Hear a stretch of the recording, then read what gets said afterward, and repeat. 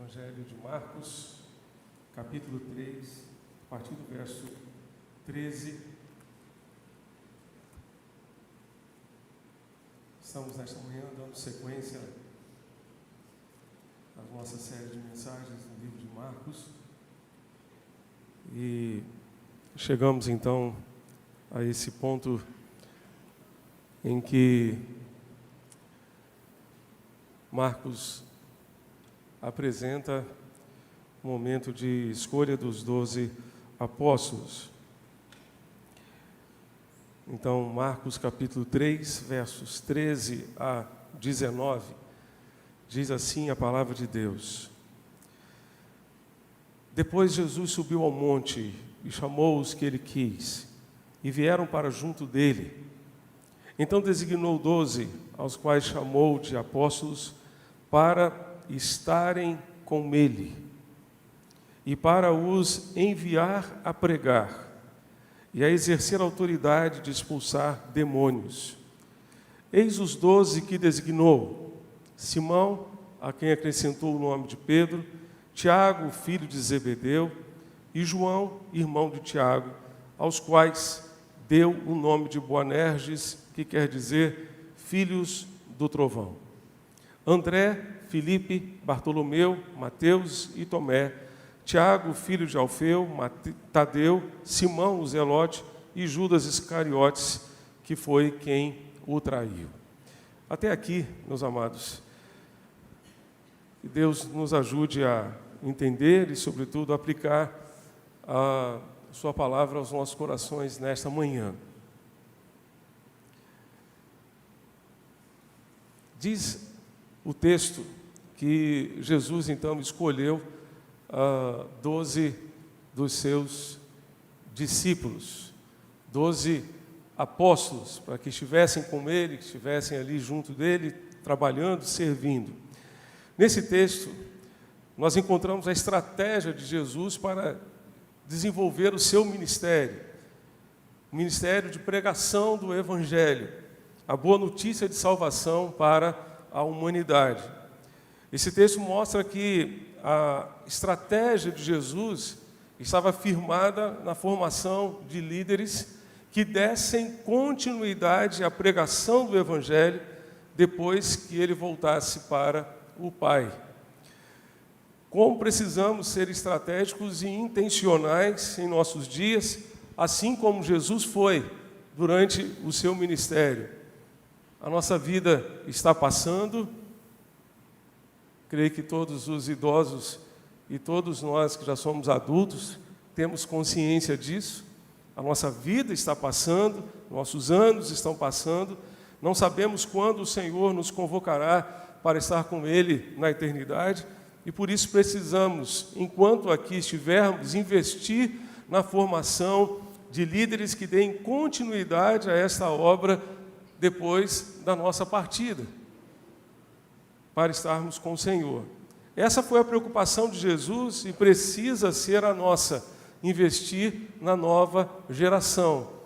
Então, apenas um encorajamento a todos os irmãos que hoje exercem alguma função de liderança em nossa igreja. Você está investindo na vida de alguém? Você está preparando alguém para ajudar na obra, para estar junto com você e depois, quem sabe, vir a sucedê-lo no seu ministério, seja ele qual for? Ao chamar seus discípulos, Jesus mostrou que naquele tempo e ainda hoje, a pregação do Evangelho depende de algumas questões, depende de alguns fatores importantes. Eu gostaria de deixar com vocês nesta manhã apenas 2. A pregação do Evangelho depende fundamentalmente do nosso relacionamento com Deus. Pode parecer assim um tanto quanto óbvio, mas como eu creio que já tive a oportunidade de dizer aos irmãos, muitas vezes nós erramos naquilo que é óbvio. Muitas vezes nós falhamos exatamente naquilo que é óbvio. Vejam comigo o verso 14. Marcos 3, verso 14, nos diz: então designou 12, aos quais chamou de apóstolos, para quê, irmãos? Para quê, irmãos? Para estarem com Ele. Esses 12 passaram 3 anos, aproximadamente, com Ele, com Jesus, e desfrutaram de um relacionamento íntimo, próximo com Jesus. Hernandes Dias Lopes diz que o chamado de Cristo, antes de tudo, é para uma relação pessoal com Ele. Jesus não os chamou para prioritariamente fazerem um trabalho, mas para um relacionamento. Ir a Cristo, seguir a Cristo, estar com Cristo é mais importante do que fazer a obra de Cristo. Jesus está mais interessado em quem somos do que naquilo que fazemos. Relacionamento precede desempenho. A vida precede o trabalho. A vida com Cristo precede o trabalho com Cristo ou para Cristo. Santidade pessoal precede o ministério cristão. Inverter essa ordem, disse ele, é o mesmo que trocar a raiz pelo fruto, a causa pelo efeito. A pregação do Evangelho depende essencialmente de um relacionamento profundo e consistente de cada um de nós com Deus, com o Senhor. Jesus quer se relacionar conosco, Ele quer conviver conosco.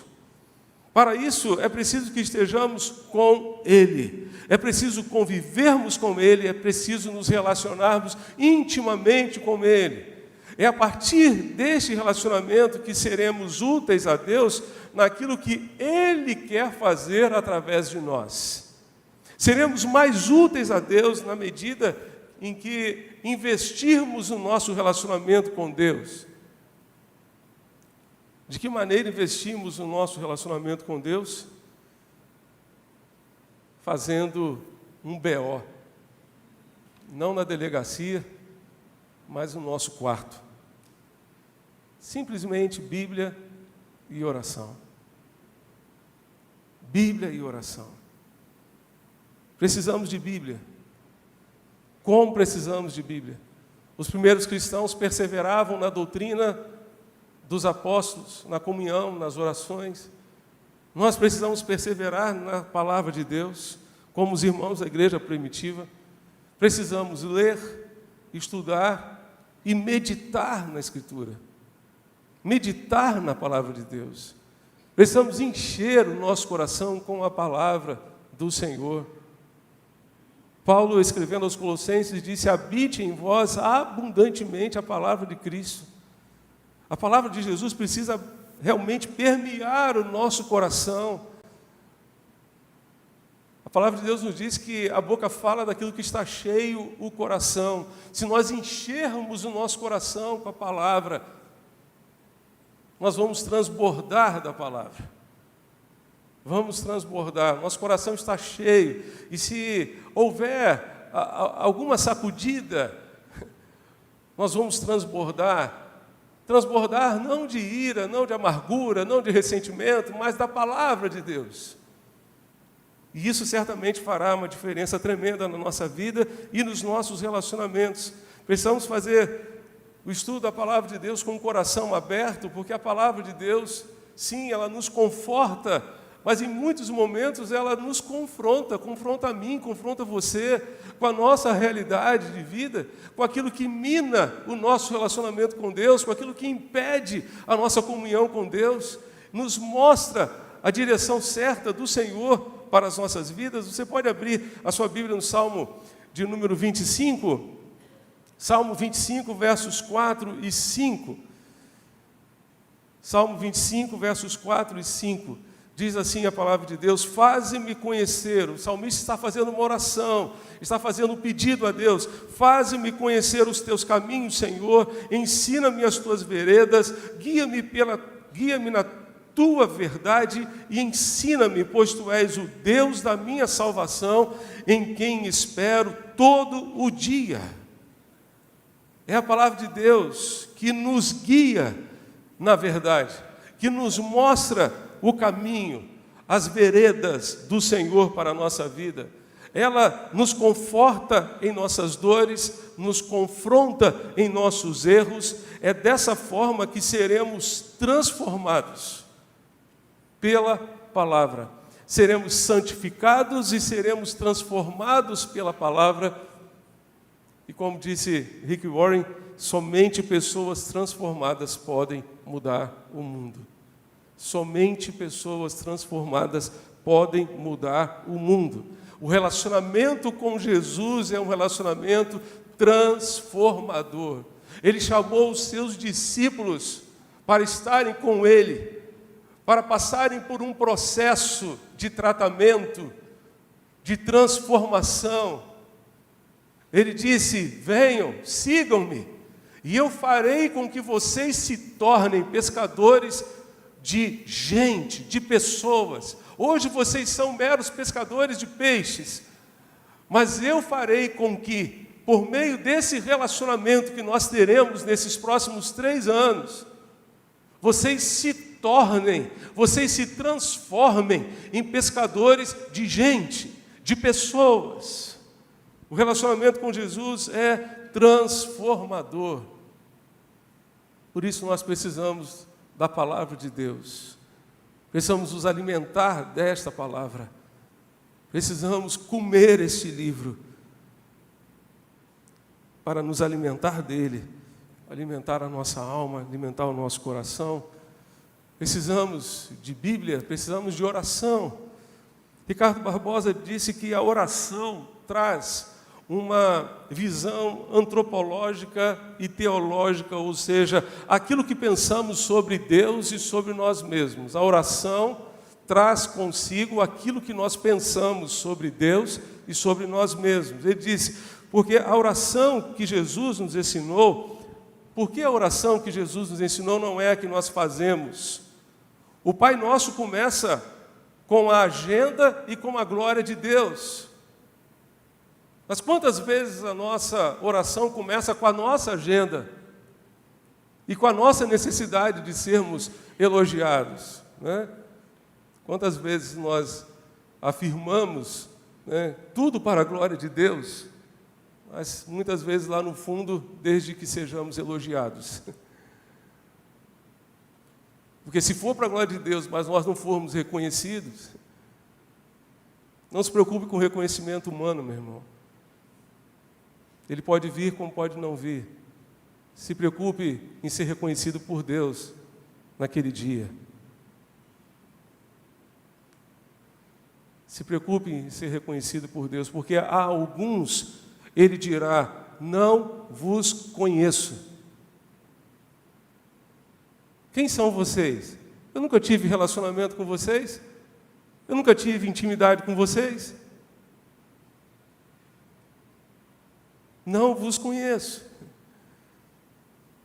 A oração do Pai Nosso começa com a agenda de Deus e com a glória de Deus. E normalmente as nossas orações começam com a nossa agenda.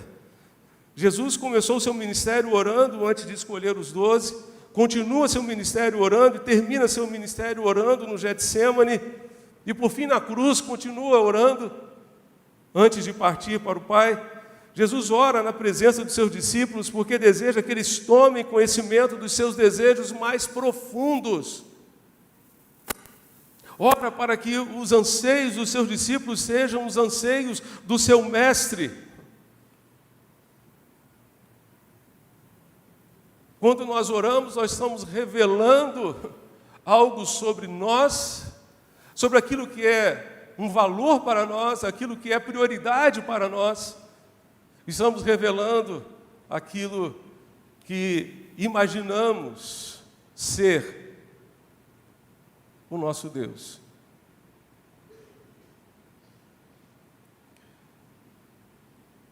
Eugene Peterson disse que existem 2 níveis de oração. O primeiro nível é aquele em que oramos a partir do nosso mundo, da nossa agenda, da nossa realidade, apresentando a Deus as nossas necessidades pessoais, familiares e eclesiásticas.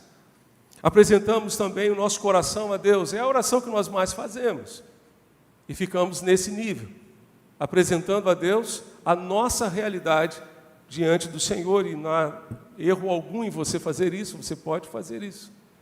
Mas o segundo nível é aquele nível que nós encontramos, por exemplo, nas cartas de Paulo, nas orações que Paulo fez aos Colossenses, fez na sua carta aos Efésios, aos Filipenses. Nós vamos encontrar várias orações de Paulo, em que ele ora num outro nível, num outro patamar, numa outra realidade. Esse segundo nível é quando oramos a partir do mundo de Deus e trazemos o mundo de Deus para o nosso mundo. Oramos a partir não da nossa realidade, mas da realidade de Deus. Quando oramos a partir do nosso mundo, permanecemos no nosso mundo, mas quando oramos a partir do mundo de Deus, Ele transforma o nosso mundo. Precisamos de um relacionamento consistente com Deus. Você abriu sua Bíblia no Salmo 25? Volte a ele, por favor. Salmo 25, verso 14. Verso 14. A Nova Almeida atualizada, que é a Bíblia do Centenário, traduz assim: o Senhor confia o seu segredo aos que o temem, aos quais Ele dará a conhecer a sua aliança. O Senhor confia o seu segredo aos que o temem, aos quais Ele dará a conhecer a sua aliança. A Almeida Revista Atualizada traduz da seguinte maneira: a intimidade do Senhor é para os que o temem, aos quais Ele dará a conhecer a sua aliança. Deus deseja que nós tenhamos intimidade com Ele. Quando você convive com uma pessoa, simples gestos da pessoa já fazem com que você saiba o que está no coração dela.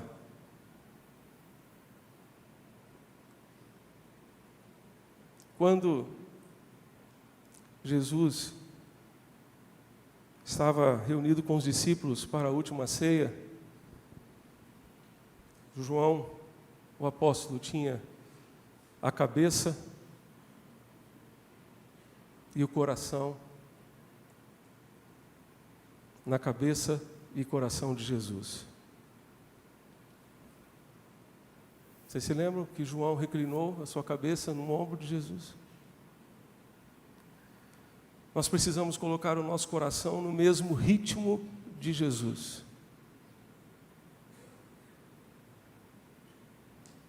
Precisamos colocar o nosso coração no mesmo ritmo de Jesus. A nossa referência é Jesus. O nosso padrão é Jesus. Henry Blackaby, no seu livro Conhecendo Deus e Fazendo a Sua Vontade, ele diz que Deus não nos criou para este tempo presente. Ele nos criou para a eternidade. O tempo oferece a você uma oportunidade de familiarizar-se com Ele.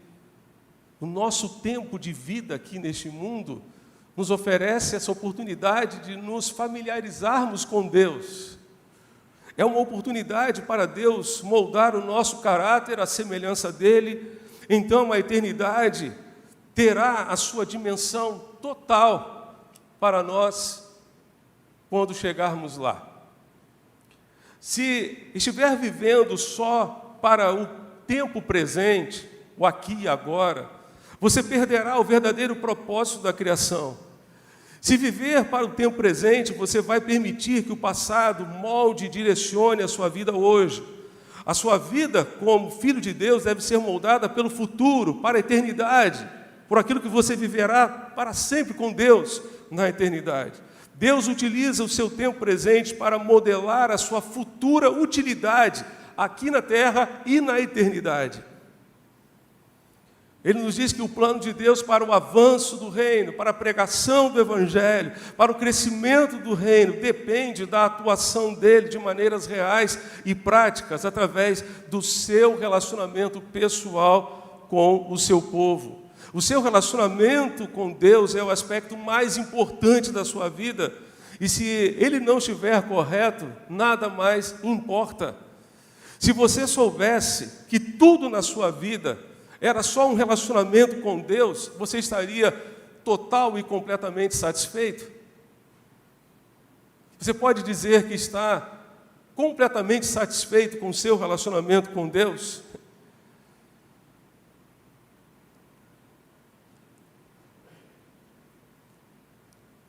A Bíblia nos leva a compreender que Deus espera que nós estejamos com Ele antes de fazermos qualquer coisa para Ele. Ser amado por Deus é o mais elevado relacionamento. O feito mais completo é a mais elevada porção na vida. Isso não quer dizer que você não precisa fazer nada para expressar o seu amor pelo Senhor. O próprio Senhor Jesus disse: isto faço para que o mundo saiba que eu amo o Pai. O que eu estou fazendo para que o mundo saiba que eu amo o Pai. Nós teremos muitas oportunidades de demonstrar o nosso amor pelo Senhor. Mas Deus nos chama, antes de fazer qualquer coisa, a um relacionamento com Ele. É o nosso relacionamento com Deus que nos leva a viver em função dos planos dEle e não dos nossos. Não dos nossos. Mesmo na pregação do Evangelho, mesmo no âmbito do trabalho do reino de Deus, nós precisamos estar alinhados com Deus, senão nós vamos fazer o que queremos e do jeito que queremos. Paulo estava numa viagem missionária, e antes de chegar a Filipos, na Macedônia, ele e Silas tentaram ir para a província da Ásia, mas foram impedidos, não por Satanás, foram impedidos pelo Espírito Santo.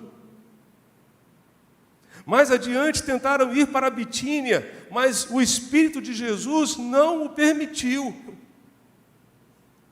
E tendo contornado a Mísia, foram para Troade, e ali, em Troade, à noite, Paulo teve uma visão de um homem que lhe apareceu dizendo: passe à Macedônia e ajude-nos.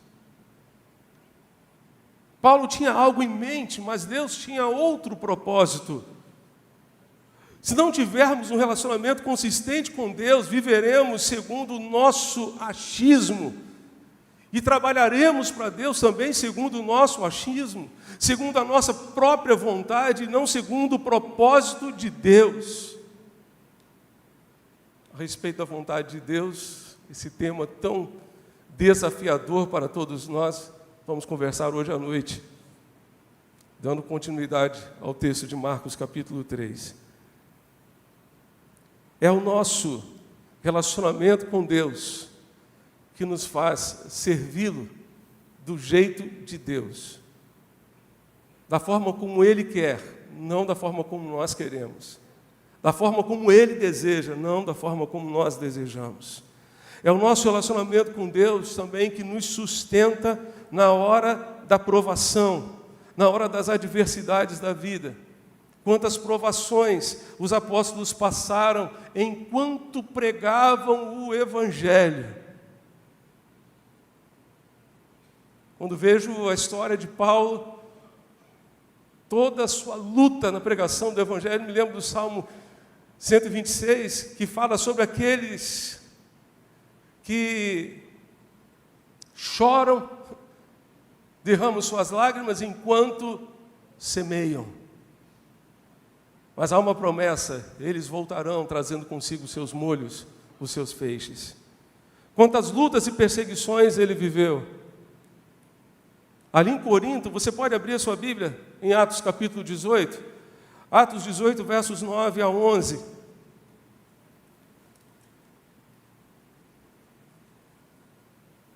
Em todos os lugares onde Paulo chegou, ele enfrentou provações e dificuldades. E ali em Corinto não foi diferente. Mas o relacionamento com Deus o sustentou naquilo que Deus queria que ele fizesse. E Atos 18, versos 9 a 11, certa noite Paulo teve uma visão em que o Senhor lhe disse: não tenha medo, Paulo. Pelo contrário, fale, não fique calado, porque eu estou com você e ninguém ousará lhe fazer mal, pois tenho muito povo nesta cidade, tem muita gente nessa cidade que precisa me conhecer, que precisa ter um relacionamento comigo, que precisa ter uma experiência comigo, Paulo. Tem muita gente nessa cidade. E assim Paulo permaneceu em Corinto 1 ano e 6 meses ensinando entre eles a palavra de Deus. O relacionamento com Deus sustentou o apóstolo naquilo em que ele precisava fazer. Da mesma forma, é o nosso relacionamento com Deus que nos sustenta diante dos problemas da vida, diante das dores, das dificuldades. Costumo dizer sempre que há uma diferença tremenda entre sofrer com Deus e sofrer sem Deus. Quem sofre com Deus pode ter os mesmos problemas, mas tem paz, tem esperança, tem a certeza da companhia constante de Deus na nossa vida. Essa semana eu recebi um pequeno vídeo com uma ilustração que eu vou tentar, acho que eu não vou conseguir fazer tão bem como essa palestrante fez, mas eu gostaria de tentar ilustrar aqui para os irmãos como que o nosso relacionamento com Deus nos sustenta na hora da provação. Vamos imaginar, meus irmãos, essa mesa aqui, né? Essa mesa contém quantos pés, irmãos? Quantos pés? 4 pés. Tem mesas de 3 pés, não é? Essa aqui tem 4 pés. Esqueça por um instante os elementos da ceia que estão aqui, concentre-se neste vaso que ornamenta a mesa, ok? Concentre-se neste vaso. Se a gente cortar um pé desta mesa, talvez ela continue ainda, né? Os outros 3 pés, acho que vão dar ainda um certo equilíbrio para ela, correto, irmãos? É possível que a gente consiga, mas se a gente cortar os 2 pés aqui desse lado aqui, o que vai acontecer? O vaso vai cair, não vai? Vai cair. Mas digamos que este vaso não estivesse sendo sustentado pela mesa. Vamos imaginar que eu fiz aqui um furinho desse lado, um furinho do outro lado, peguei 2 cabos e liguei lá no teto. Mais ou menos como esses lustres aqui estão pendurados no teto, eu trouxe 2 cabos lá do teto, prendi os cabos no teto e trouxe até aqui e prendi no vaso, dos 2 pontos do vaso. E a gente olha assim, de repente, irmãos estão vendo o cabo aqui, não estão vendo o cabo aqui, irmãos? Estão vendo o cabo, não é? A gente olha assim e pensa que o vaso está baseado na mesa. Está seguro pela mesa. Mas, na verdade, ele está seguro pelos cabos ligados ao teto. Aí a gente vem, então, e a gente corta um pé da mesa. A mesa fica mais ou menos assim, mas não cai. Aí vem e corta o outro pé aqui desse lado. O que acontece com o vaso? Acontece alguma coisa com o vaso?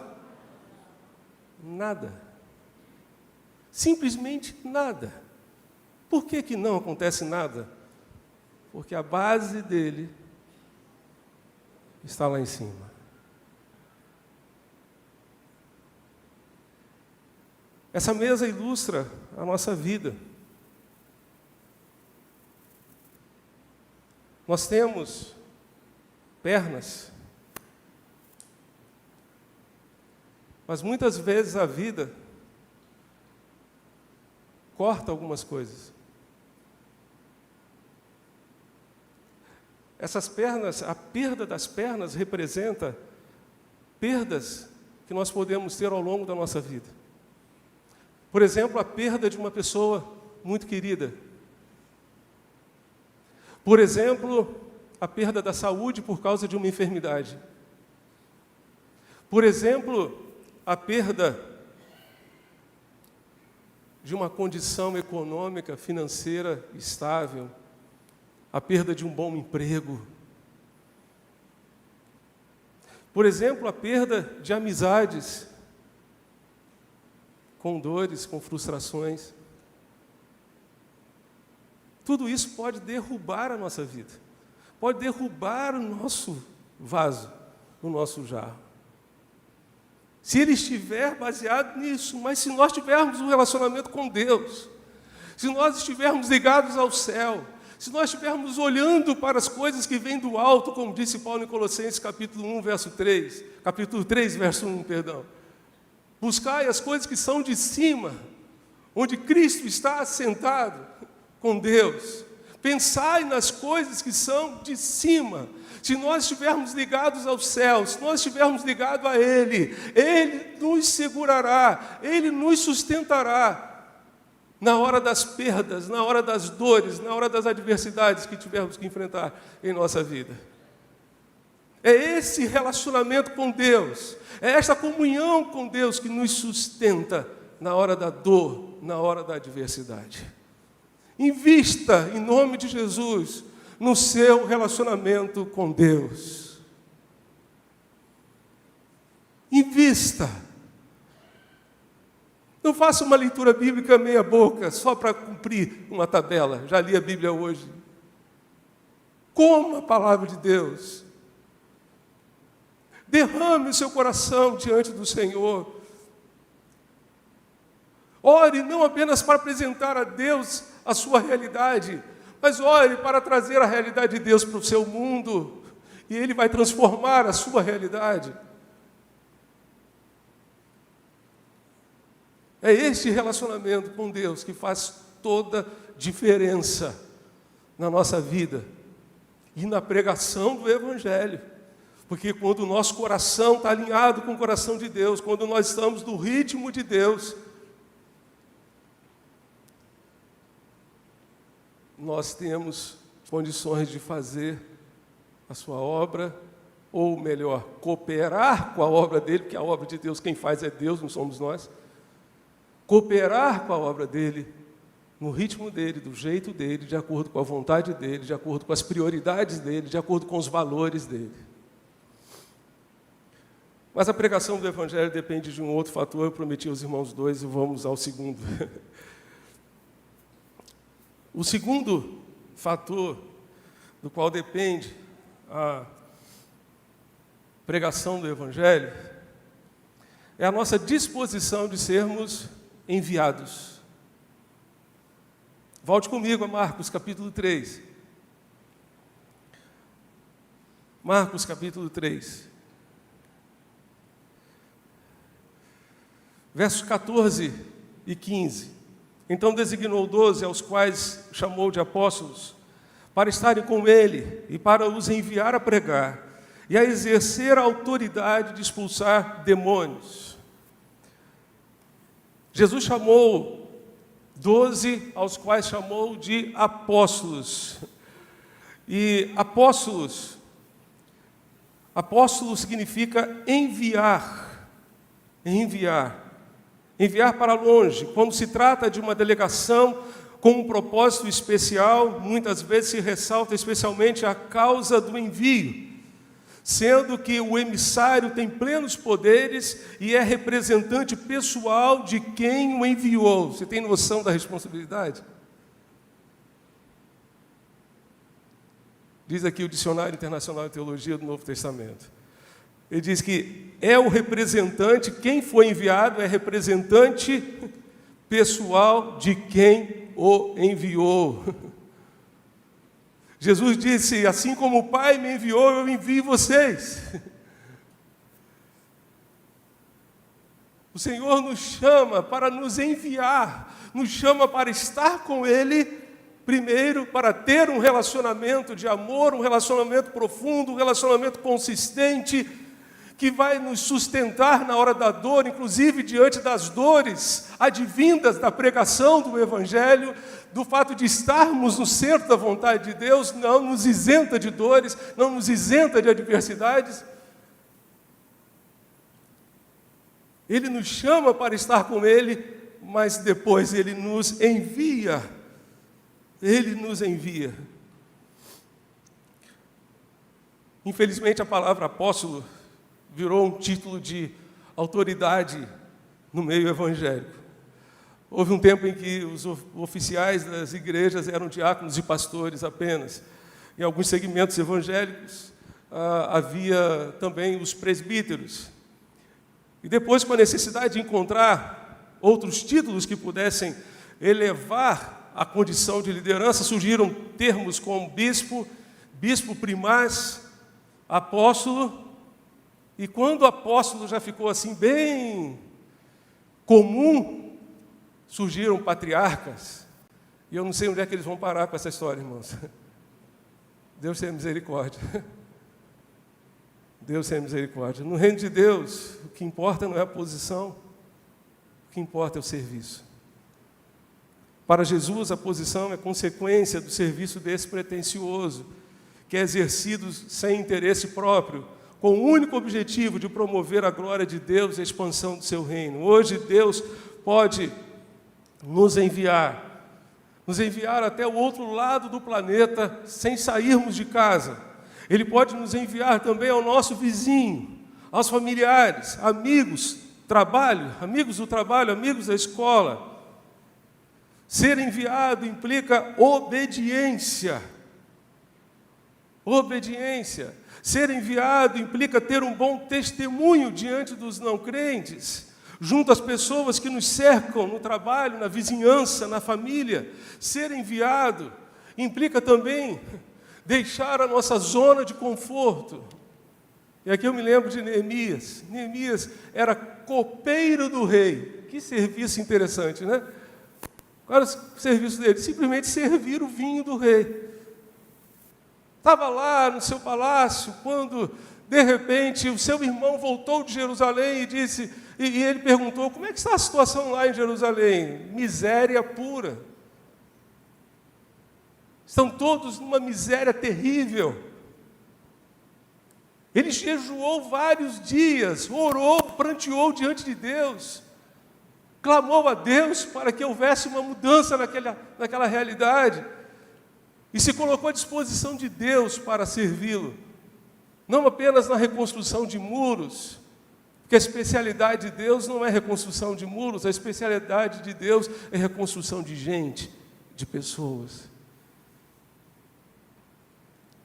Meus amados, a pregação do Evangelho é feita por gente disposta a sair da sua zona de conforto.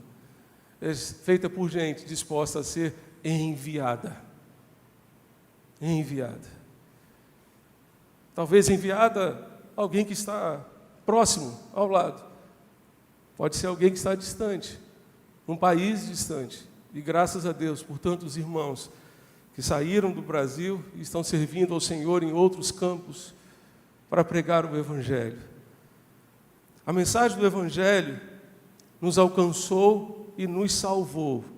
E graças a Deus por tão grande salvação que temos em Cristo Jesus. Essa mensagem do amor de Deus precisa ser proclamada a todos aqueles que estiverem ao alcance da nossa influência.